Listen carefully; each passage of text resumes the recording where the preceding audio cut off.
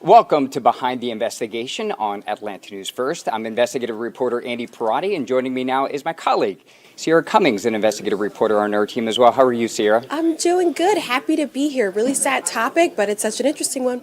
Yeah, so you have been doing this series titled Misdeeds. It's really fascinating to me because you've essentially uncovered how people can steal homes, and there's a loophole in the law. Tell us a little bit more about this series and this particular story. It's such a tiny loophole, but it could really upend your entire life if it happens to you. We found under current Georgia law that to file a deed in the clerk's office or county clerk's office, no ID is required to file that deed, which means in turn, no one's really proving they own the property, that they're owning the home. So what happens is anyone could really file paperwork on your home. We found out about the story last fall, so it's been a while now. We got a tip from one of our viewers who said they were trying to do something in the clerk's office and they later learned their house was no longer theirs.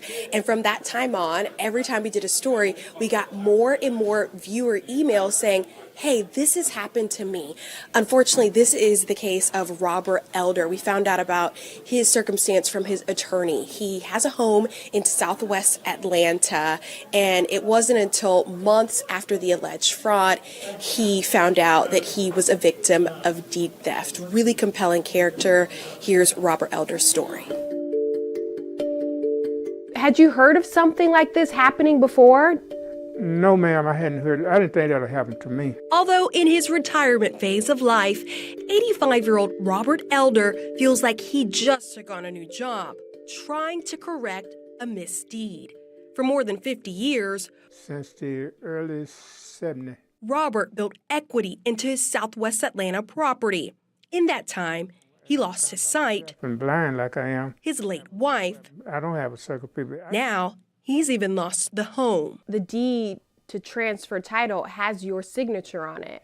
Somehow or another it worked, but I don't know who put it on there. Last year, a new deed was filed on Robert's house, not just once, but 3 different times. First in July, then again in August with updated wording labeled corrective deed, and once more in September.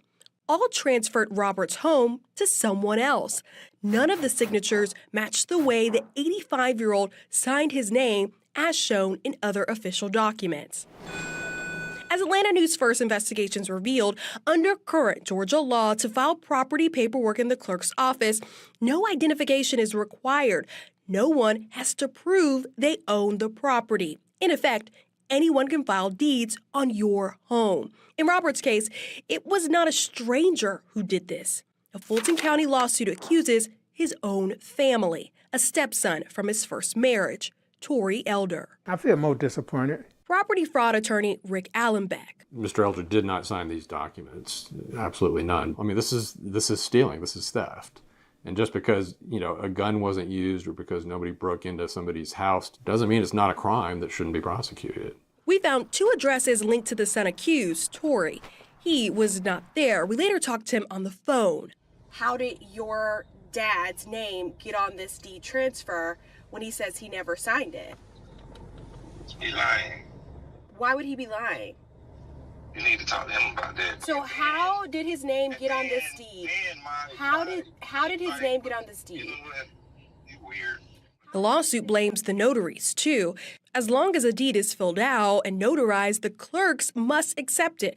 However, state law says notaries should stamp documents only when they witness and confirm the true identity of the signer. If Robert never signed the deeds, never met any of the notaries, why were the deeds notarized in the first place? A question we attempted to ask the notaries whose names were on these deeds, Jamila Garth and Christine Smith.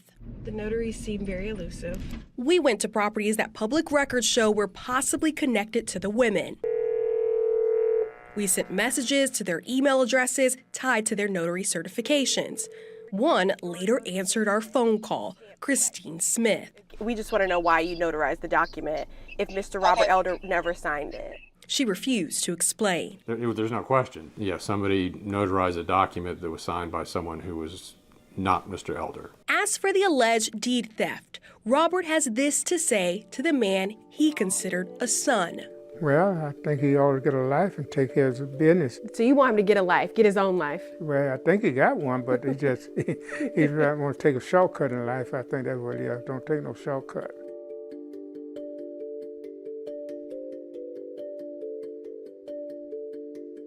Ciara, you really feel for Mr. Elder, and there was a quote in the story that really stuck with me, and it's from his attorney, and he said, just because a gun wasn't used, just because nobody broke into someone's house, doesn't mean it's not a crime that shouldn't be prosecuted. So what's law enforcement saying about all this? It's really the epitome, just the heart of this series. What we found is really the person that's advocating for you should something like this happen. It's your attorney, if you can afford the attorney, if you can afford the time it takes. Because really, at this point, law enforcement say it's a civil matter. But what all the attorneys and experts point to is, hey, there is a criminal act here. There's forgery, there's fraud, or at least the allegations of it. But unfortunately, it seems like law enforcement do not prioritize this type of investigation. And we understand.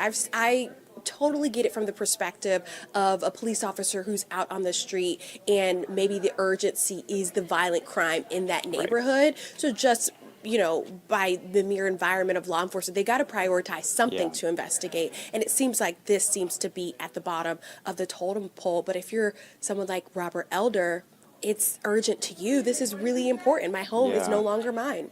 Yeah, I mean, it could come down to simply training for these officers. They may not be trained in knowing the law and how potentially to apply it here. Yep. You've spoken to some lawmakers about this issue. It is clear to some people that this is simply a loophole in the law that is allowing these things to happen. Tell us a little bit more about what lawmakers are saying and maybe doing something about it. Yeah, it's so interesting. People are like, well, why was the law written that way anyway? Because you have to have an ID for so many different things. What we've heard from lawmakers is that they've just never really experienced this level of alleged fraud before. And so there's two pieces of legislation that were introduced after our reporting.